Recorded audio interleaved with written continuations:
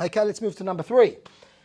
Number 3, embrace proactive decision making. Use your decision making process to fuel a powerful choice. So instead of waiting for external events, take the initiative to make decisions that align with your values and your goals, and then choose. Too many people get stuck in the decision making process, killing off any potential choices by contaminating them, thus leaving themselves with the least favored of the lot, and then blaming external circumstances when it doesn't work out as they wish. So proactively seek opportunities and create your own path, then choose it.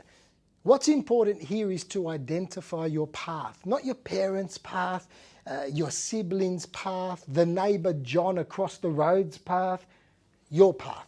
The day I finished school, I got into construction. I loved the physical side of it. Being in the sun all day, the open air, the open banter, the pressure, and being able to express myself in my rawness. And you know what? The money was pretty good as well. However, I always knew the industry was misaligned because I valued nature too much, and I was part of a system that tore it down to build high-rise concrete structures.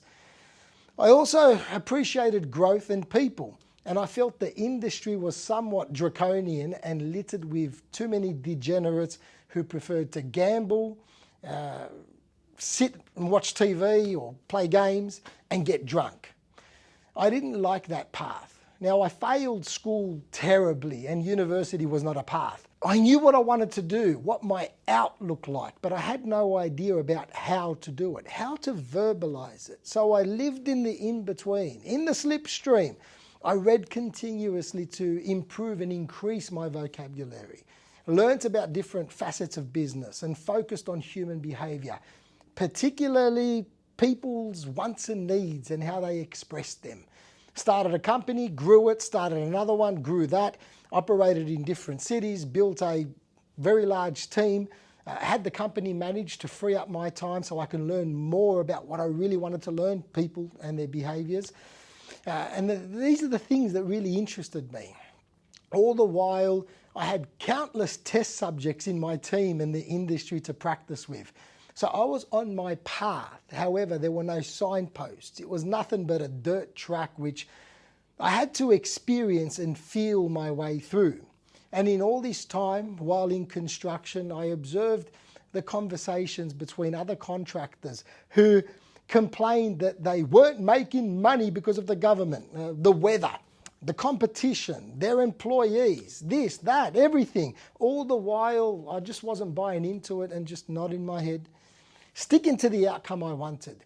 When I realized I had enough, very important thing to learn and understand, I took what many said was a stupid risk and I gave it all up. I left the industry while it was booming, got out.